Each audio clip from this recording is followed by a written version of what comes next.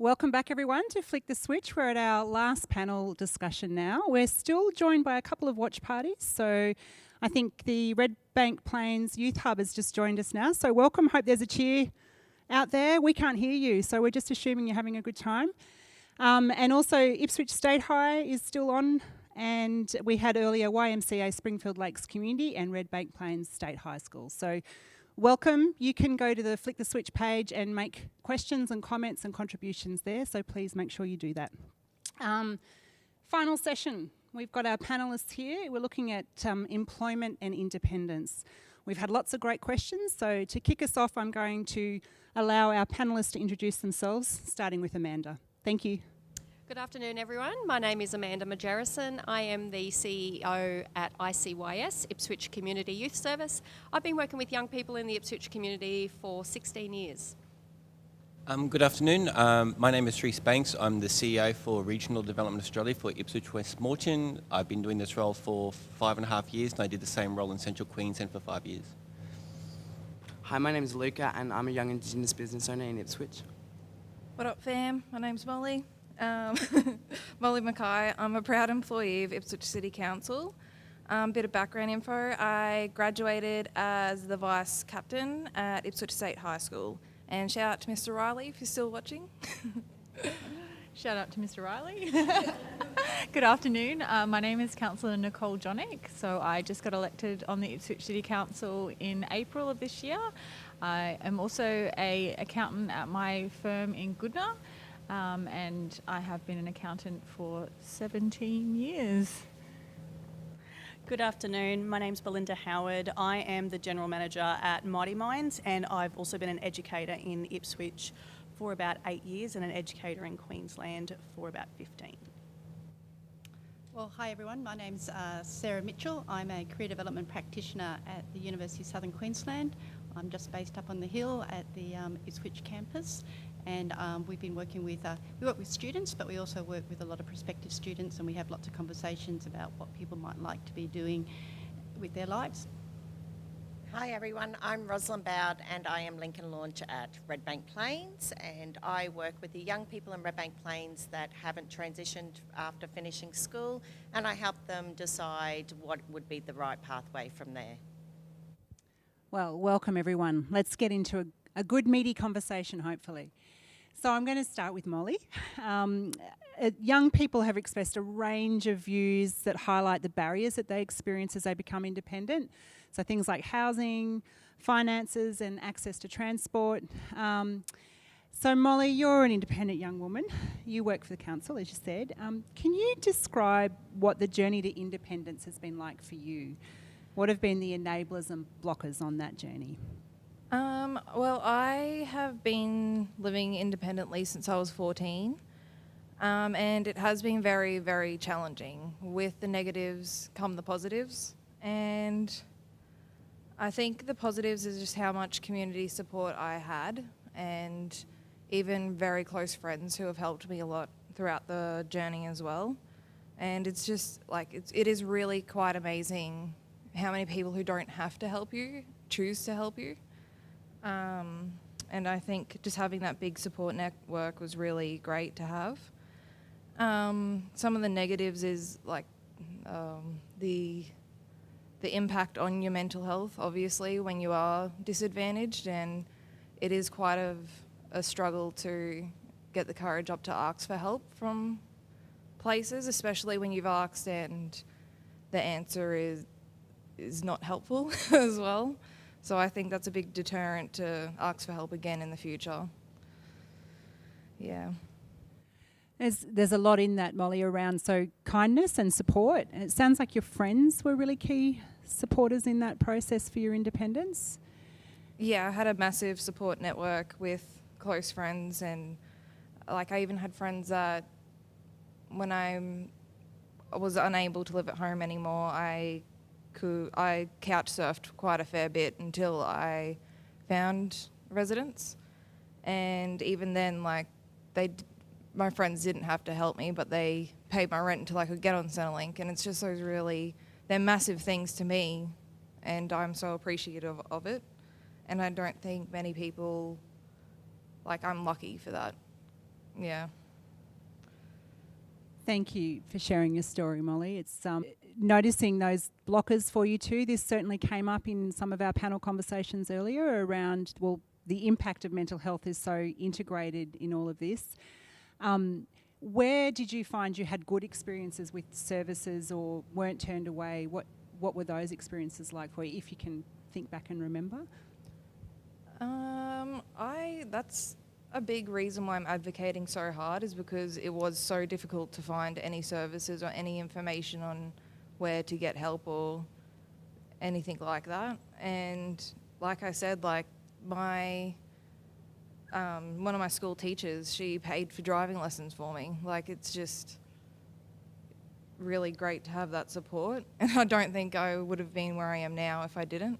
So I think more education to people who are going through situations like this, or even responsible adults that can notice changes in children's lives and approach them, I think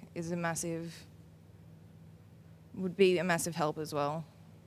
Great, thank you. So we certainly observe this from the other conversations, is that not leaving young people on their way to independence isn't about being alone. It's being supported. So thanks for sharing your story. Luca, I'm going to move on to you now. So I understand you're a bit of an entrepreneur, round up. Could you share your story? Yeah, thanks, Mose. See, starting a cosmetics or specifically skincare business has always been a dream of mine. Since ever first placing any product on my skin, I've been passionate about skincare. And when I turned 15, I realised that as a hobby, I liked making my own products and, giving them to my friends and my family, and it really gave me some satisfaction to do something with the time that I did have, because school wasn't as... I feel as though I wasn't as interested in a school setting. I feel as though I'm a person that needs to move around. I need to do stuff. So,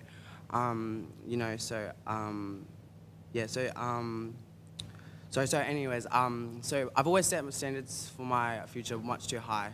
So from being in state care as a child, and now finally transitioning into independence, I feel as though I've finally seen and understand what it means to be independent.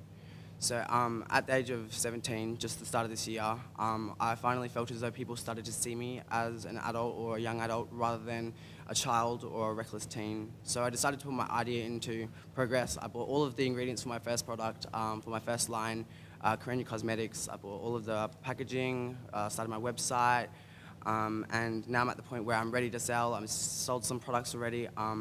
But some of the big problems that I've realized, or some of the blockers that I've realized while doing all of this, is the support from the education system with entrepreneurship. I just feel as though with career tests and with subjects, there's not really much information that helps you, like, from coming to school then into entrepreneurship. So, there's subjects that cover the small aspects of what it means to be a business owner, but I just feel as though there needs to be more agencies or more adults specifically that can help young business owners or people who want to own a business, just to show that it's available, because I feel as though that's something that I really never got shown. And yeah. So when you're speaking, I hear a lot of passion. No, it's a wonderful thing, and I want to unpack that a little bit more, because I wonder if sometimes what happens to young people in school is they lose their passion, and it sounds like you had a really clear passion. Has that been a driver? Like, what else has driven you to reach this point where you're like, I'm going to do this in spite of all the barriers? See, I'm not going to lie, I feel as though the passion is probably my best, probably one of the best qualities, but it's also a bit of my downfall too, because I start to become too passionate on one thing and forget about other aspects of my life. So I feel as though because I was so passionate, because I didn't have the adult support around that, and I just put all of my effort into starting my business or doing something, I started to miss out on school or family or other important stuff in my life that I needed to access or needed to, yeah. Great, thank you very much for sharing your story. I'm just wondering if any of the panellists have any observations or stories themselves about young people doing innovative, exciting projects, and what do you think would enable that to happen a little bit more easily for them? sure if anyone wants to jump in. That just hearing from Iluka, mentoring. What I'm hearing is our young people of Ipswich need mentoring. They need us adults to help support them from the start to the finish. Not to do it for them, but to empower them, to give them the knowledge and empower them to move forward themselves. Yeah, great. I think certainly in the other panels too, something about being emboldened. How do we support young people to be emboldened in their own stories and lives? So thanks for sharing your story. Amanda? On something that both Iluka and Molly said, and I think it is about having strong social and community connections and networks around you. I think young people that succeed or young people that are going to succeed organically have those people around them already. So they may come from, a family that's really supportive or understands the journeys or the troubles that young people can face. In our organisation, we support close to 2,000 young people each year, and there is a common theme, and that theme is that these young people don't have those supports around them and can't even articulate who they can go to for help. And so when they're homeless or when they're struggling at school or a range of other barriers that are going on for them, that is the number one thing. It's about connection and it's about support. And so what we try to encourage with young people is where can you identify those really strong support networks in your community, in your life, and use them and use them and use them. Yeah, and I think what's interesting about those stories too is the support isn't probably from traditional means. Like your teacher helped you get your license. Like that's a really different, so it's something about the value that anyone can play a really powerful role in a young person's life in that mentoring.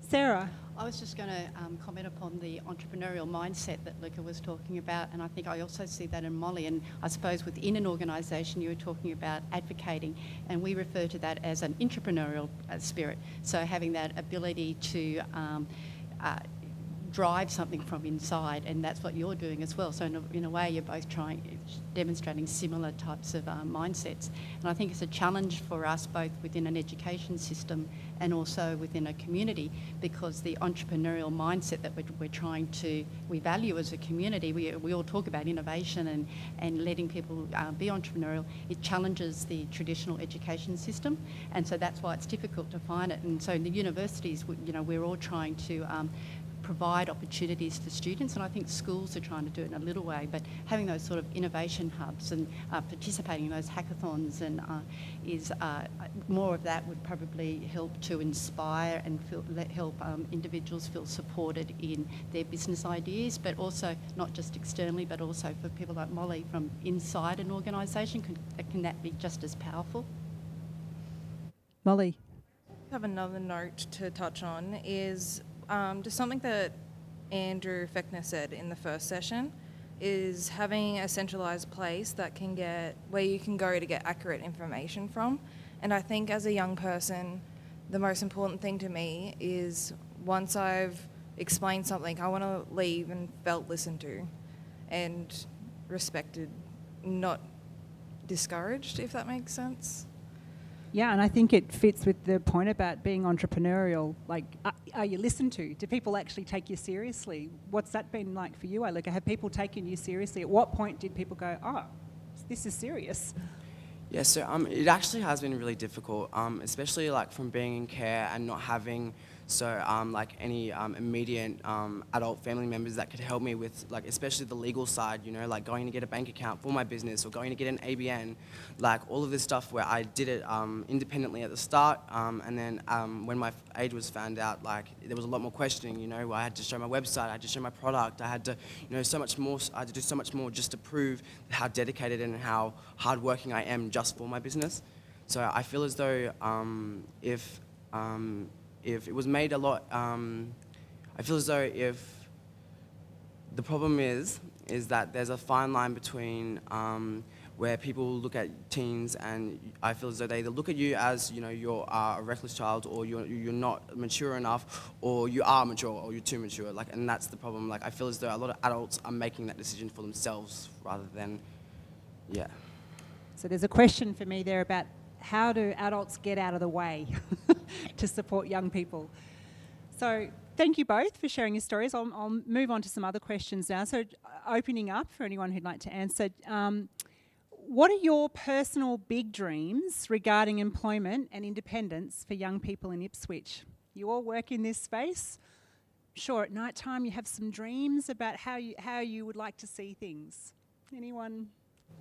I guess for me, it's always been that I'd like to see our young people supported in whatever it is that they would like to do, and the community to come together.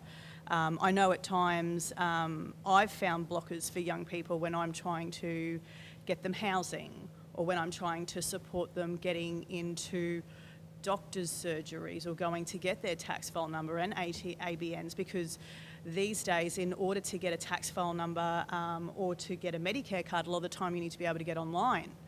But with our young people, if they don't have access to phones, if they don't have access to internet, these are difficult tasks for young people to do. And I guess for me, it's taking a step back and going, well, what are the needs that our young people need today, and how as a community can we service that? We have organisations that do different parts of what they need, but like you were saying before, a centralised hub where they can go in and get support for everything and have that direction of who to go to, especially when they don't have anyone that can be their one person to contact. Yeah, so something about a very accessible, practical support to get those things. And what else might fall out of that, thinking about our earlier conversations around mental health and wellbeing, there might be other things that can be supported. That's great.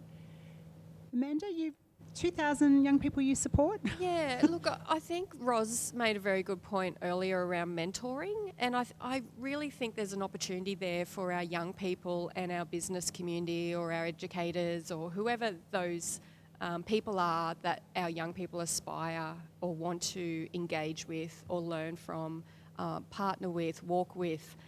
Because I think as adults we can learn a lot from our young people as much as we can assist young people as well. So I really believe that mentoring, there's a huge opportunity to expand or produce opportunities where that can happen to assist young people to reach their goals, to reach their dreams. And some of that can be as simple as, an adult that can be linked with a young person to walk them through those steps of getting on Centrelink or assistance with housing and ABNs and tax file numbers and all of that. I mean, sometimes it's the simplest things that often are the things that undo us.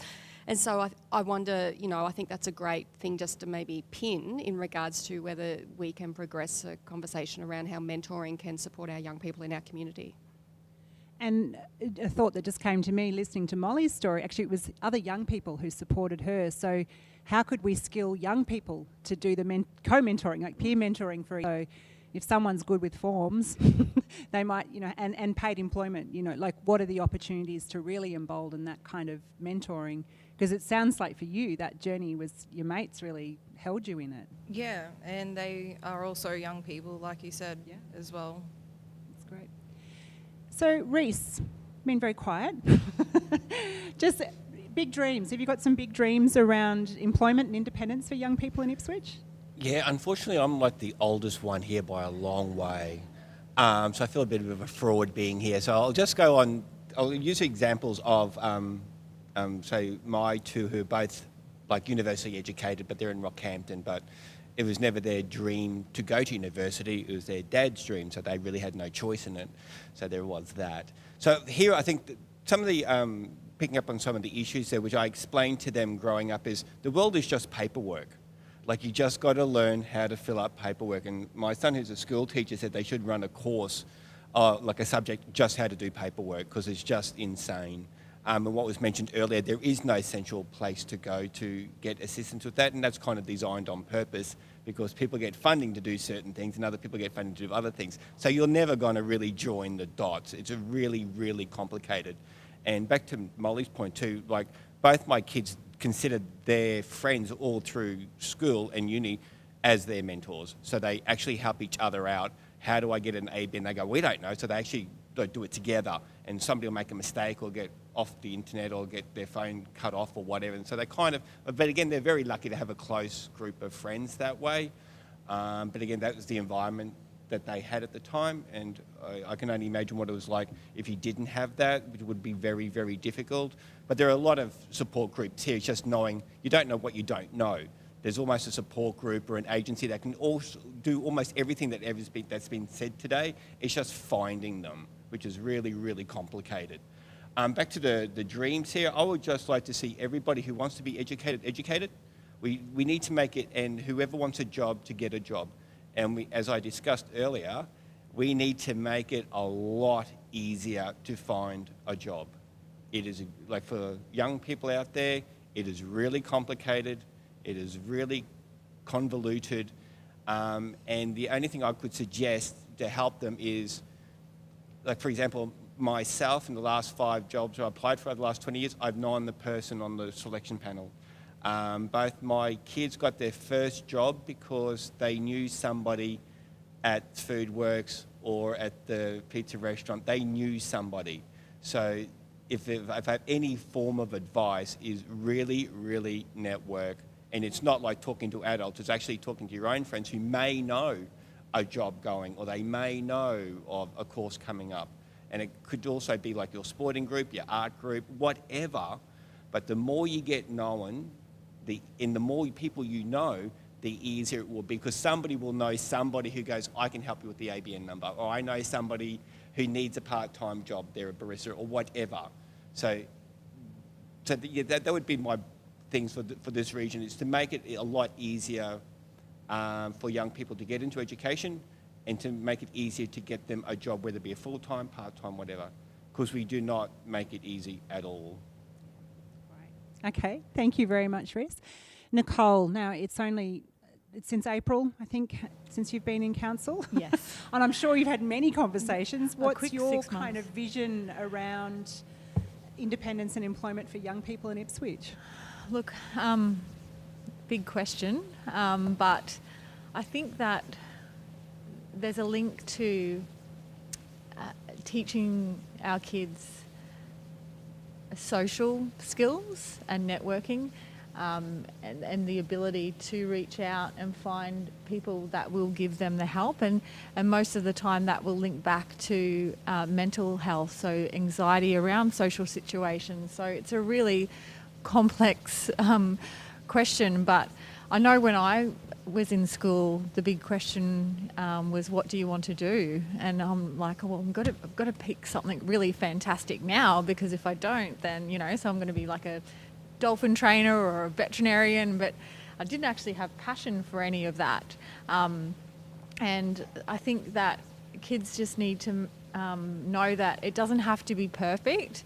Usually the path that you get pushed down is not going to be the right one that you think, but along that path you will meet the people and network and find where you fit. So because kids don't know what skills they have. They've been set these tasks from these classes that they might have ADHD and not be able want to sit down and ADHD right here and learn English. So just to make sure that the kids know that life is never going to be perfect, and it's usually the imperfect paths that we find that will lead us to the skills that we didn't know that we had, and the people that we didn't know that we could reach out and connect with. I like that. It's allowing permission to be imperfect. Imperfect. I think there's a really key thing there too, there's almost too many choices. Exactly. Like, to have the fantastic, perfect career mapped out, and what if you don't know? And I think one of those is actually putting a bigger lens on work experience for our young people out in this region. Currently, we have only an extremely small percentage of young people that do work experience. Work experience is the best opportunity for our students to test and try and have a look at all those different wonderful things that they could be when they grow up. It'd give young people who want to be entrepreneurs the opportunity to go into businesses and see what it's actually like in a business, and see what it is like to build those networking skills, because I've always looked at modelling as being one of the best teaching tools that we have, being able to show young people how to have a conversation with an adult, how to be able to pull those skills out and present them as you need to. When we have young people that don't have parents that work, they're not modelled the behaviours of how to get up in the morning and how to go to work and how to have those conversations. And that's why for work experience to happen throughout any area, so that young people can go meet the employers, see exactly what they need to do and learn those day-to-day skills that you can get from the amazing business owners out in this region. There are some fantastic ones that will take on our young people, and they'll go in there and they won't just learn the how to do the job, they'll get to learn all those other things that we really need them to learn, so that they can grow up to be healthy, happy and successful human beings. Can I just add to that? Sorry. One of the things I think lacking with regard to work experience, that it's very much confined to you being at school. And one of the big things is if you're not within a school environment, you don't actually get to participate in a work experience program. So if we're talking about dreams and what could possibly be, if we could actually have a work experience program which people who are no longer at school, maybe left early, maybe are thinking about it now at 18, 19, 20 and would like to have an opportunity, then that would actually be a really creative way of actually helping people think about what options there are, because it's very much confined to being in school. The assumption is that you're at school if you're going to do work experience. Yeah, it's still the pathway.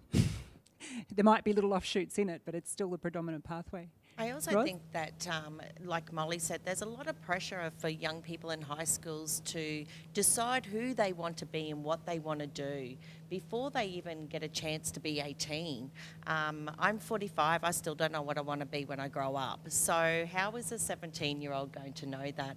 I think for our education system is slowly catching up with all of our vocational training now. So we are skilling our young people while they are at school, and that is giving them some experience and giving them a taste of what they do and don't like. I just think for me, what I'd really like to see, especially for the young people of my community, is for them to have more of a voice and more opportunities for them to say, hey, you know what, this isn't working for me. Who here can help me and lead me down the right path? So people need support and access to good support. So another lot of series of questions that came up from young people that were sent in before was around transport and accessibility. So that's a real blocker for people to get a job or to get to school sometimes, or whatever it is that you're trying to do. So if it's okay, Nicole, I might throw this one to you. This was a question we received, is how is the council responding to the needs of young people for safe, accessible transport, including those in the outer suburbs? Has this got a disclaimer on it that says I've only been here for 6 months? No? Damn it. No, I see the need, and we do see the need for transport. We are advocating now to state and federal government to connect the dots between Springfield and Ipswich at the moment. So the I2S, Ipswich to Springfield transport corridor, or whether that be fast rail, or even if we just have to start with a really good busway to begin with, just to get that corridor in there so we can get the flow through our own city, make it more accessible. There's been policy in place, the IGO network, there's a few policies within our council that had been written prior to me coming on board. But what I did learn is it's not as simple as having a great idea and then building it. So in government, there has to be 3 stages of planning in place before you can even build it. So these things take 10 to 15 years, not because everyone's squabbling about it, but because the things need like 3 business cases before they get approved. And there's so many stakeholders and there's so many moving parts. But one thing I will say about our mayor is she is all about standing up and asking for exactly what our city needs. We are going to grow exponentially by 2036, our figures for population are doubled pretty much. So we need stuff. If it takes 10 to 15 years, we need stuff started now, and we need help for funding now. And so it's definitely one of our big advocacy policies to get the network set up for us for the future when our population's expanding so rapidly. So I might just throw to Molly and Iluka, what has it been like for you? Getting your licence was obviously a key step in this in terms of transport for mobility around the community. Well, I have a very big fear of public transport, so it was very difficult for me as well. And the biggest one was probably getting to services when you don't have an income at all. When you are just relying on your friends was really hard to even get onto a service. So I think that was probably the biggest difficulty money-wise for transport for me. Yeah. See, I feel as though when getting a license, it's like I feel as though when you turn 16, you get turned to the age where you can finally apply for a license. Not many people are really encouraging you to get your license. It's not really one of those things. You don't really hear a lot of people saying, "Oh, I've got my license," or even now, I think in my group of friends, I think just 2 out of 6 of us have our licenses, and that's because and they some of my friends live with their families, and it's just because they just don't think about it. They don't really. It's not something that is really on their mind. But I feel as though that's something. You can do the Prebel test from 15 and 9 months, I'm pretty sure. So I feel as though we should be encouraging people to get their licenses through school, doing the Prebel test, so that so then we can realize that. So then we can find out whether it is the money that's the problem, or whether we find out whether it's the whether they actually want to get their license. Yeah. Thank you, Molly. I also just have another point with accessibility to public transport. It is quite hard for the rural community to access the centralised locations as well. Even if it is past a certain time, that's when trains start running, so they can't make it out to Rosewood. I think that is a big issue, and I think Carolee is also another accessibility issue, is to get out to Carolee. Great. Ros? An experience. I was working with a young person who had to catch public transport to get to a job interview, and he said to me, "Look, I just don't know how to do this." So I parked my car at his house and I jumped on the bus with him. Now it took us 3 buses and a train to get to somewhere we could have driven in 25 minutes. It took us nearly 2 hours. The interview went great, but he said to me, "Miss, I can't do this every day because that accessibility in Redbank Plains down the back there's just no public transport." So for our young people in my community, it is an issue, and it's actually a barrier. Not a lot of young people can afford the driving lessons. There are big waiting lists for things like breaking the cycle. So this is a barrier that's actually causing our young people to stop in their tracks. Yeah, so they go for an interview, get the interview, and then it's I cannot possibly navigate this system to get to work. Absolutely. Yeah. I2C transport corridor, that the case study that we've put in place is actually wanting 2 stops in Redbank Plains at the back, so on School Road Yes. and on Kedges Road, because we do see that problem as well, and we appreciate that is a major issue. Yep, thank you. Okay, I'm going to keep us moving. Time is ticking. Okay, so I might just skip over a couple of questions. We can go back because we're having such a good conversation, but I'll keep us moving. So I'm going to throw to Caleb now to read a question from a young person. Being able to earn your own money gives you a positive outcome. It would be better if jobs for young people were advertised more. So, we've got ready to go. We started on this issue. Jump in, Reese. I just want to reiterate. So we run a website called IWM Jobs, which is free. So it picks up all it scans. Like, I'm old, so it scans electronic jobs that are advertised electronically except Seek, and it puts them on the website, and you apply for it, not through us, but whoever's advertising it. But I just want to reiterate what I said earlier. It is really hard. We have made it so complicated. We've actually made it an industry not to find a job for people to.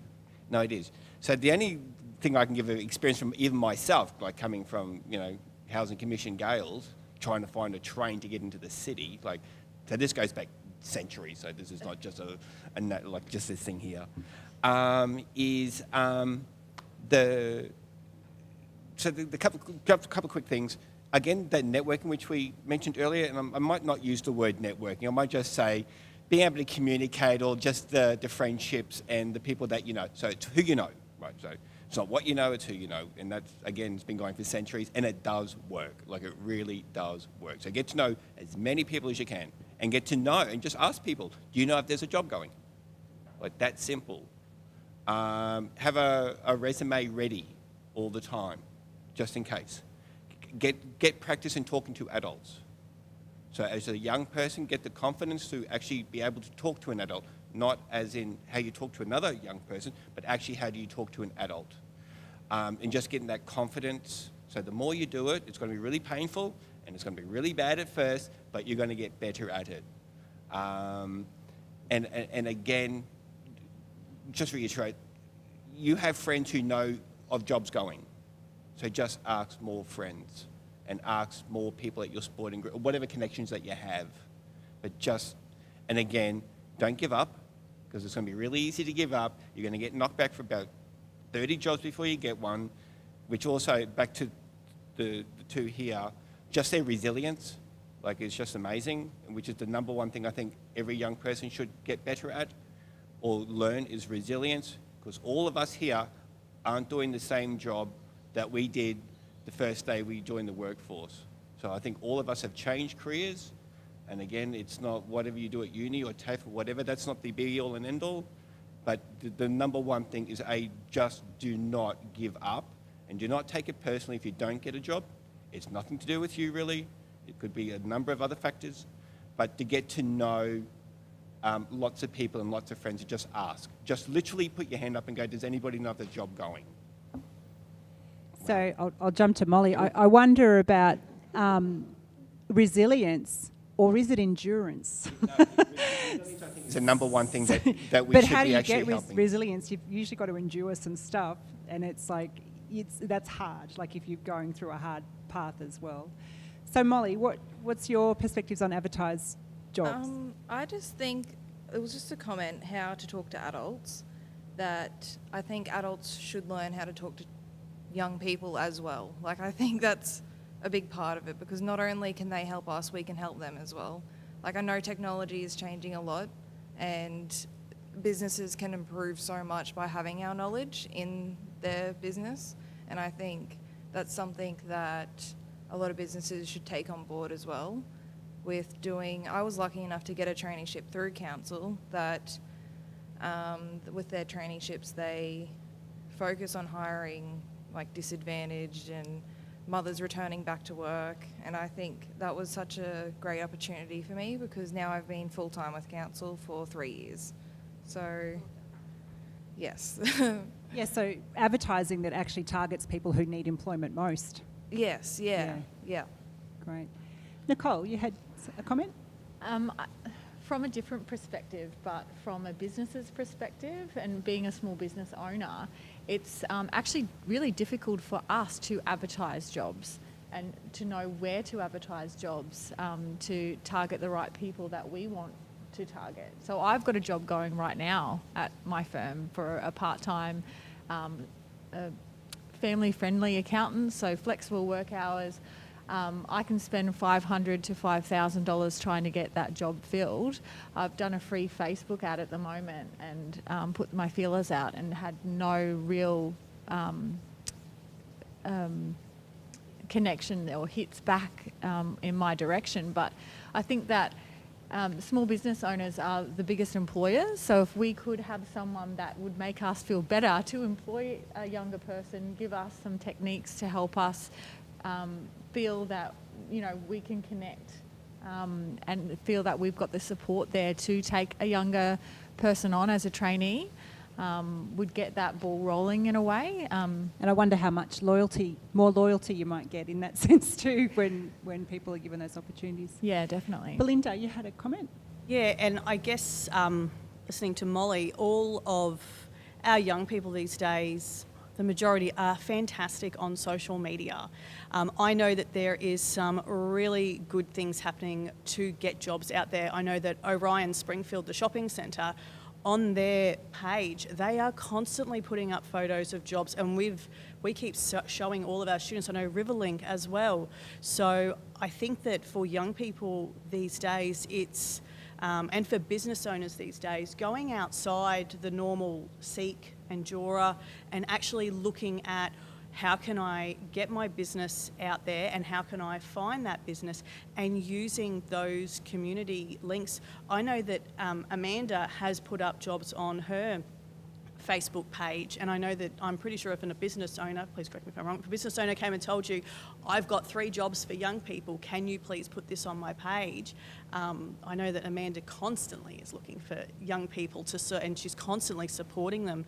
So I think it's a lot about us working better as a community and interacting with each other so that we can get to those young people, because Amanda has 2,000 young people that she works with, so it's great opportunities to be able to make those links. I know that Roz also works with young people throughout a lot of our schools, so I guess connection is one of the biggest things, and Reese talking about networking, I guess it's adults networking with each other to support our young people. It's great. Roz? Exactly what Belinda and everyone else has said, and I know for us the Redbank Plains Community Centre runs job clubs as well on a Wednesday and Friday, and one of the things we've been looking at doing is approaching our own local businesses and saying, are you looking for young people, are you looking for mums that are returning to work? So instead of advertising it on these big agencies, let's just say, where they might get 5,000 applications, we can keep this within our community if we just share with each other, and that's going to help the people living in our community, especially our young people, not only achieve their goals but also feel like their community cares enough to help. All right, I think we've got time for one more question. Just wanted to quickly mention that there are a number of incentives available to employers to take on young people who are unemployed. I think sometimes the issue is the disconnect between information sharing, and young people can literally take that information if they had that themselves and walk into an employer and say, do you know that if you employed me right now, you could get $20,000 from the government? And an employer, if you walked in and said that to an employer, they'd go, really? Tell me more about that. So how do we actually inform all parties? So how do we inform our young people to be prepared to have those conversations, and how do we prepare our businesses or let our businesses know? And I know there is a lot of work being done in the region, and there's a fantastic worker who works with the Department of Employment and Small Business and Training in our region who I connect with on the regular to link business and young people to come together to have those discussions about how it can be mutually beneficial to employ a young person in their business. Excellent. And Molly, final word. I do think that is a great way to get people to employ young people, but also I feel like they shouldn't take on that responsibility if they don't have the time to do the training for the traineeship either. Yeah, so not just in it to get some money. Yes. There's an opportunity to genuinely make a connection. Yeah. Yeah, great. Thank you for raising that. I'm wondering, we might have time for one more question. Caleb, hot seat. I think that not many teens have the knowledge about achieving jobs when leaving schools, so I think that should be more well known. What are the possible options for high school leavers to direct them into the right path? This is what I do. So my whole job is to connect young people once they've left school, and unfortunately young people don't necessarily know what they want to do. Like I said before, there are many opportunities, from Skilling Queensland programs like Get Set for Works that Ipswich Community Youth Service has, right down to university. And even for those young people who didn't think university was on the card, didn't do an ATAR, things like the tertiary preparation program. Accelerated Or entry the pathway accelerated program. entry program. There are so many opportunities out there, and not to promote Lincoln Launch, however, the whole purpose of this program is to actually link our school leavers now with every opportunity that is available to them and to help them move forward on their pathway. Because it's not about us at the end of the day, it is about their pathway, and it's also about making sure that we're not setting them up to fail, making sure that any barriers that they may be facing are being faced, as well as moving them forward to be successful. So like everything we've talked about today, it's a holistic response around a person, not just one element. So thank you. We're out of time. Thank you very much for your time, and been a pleasure listening to your responses. Thank you.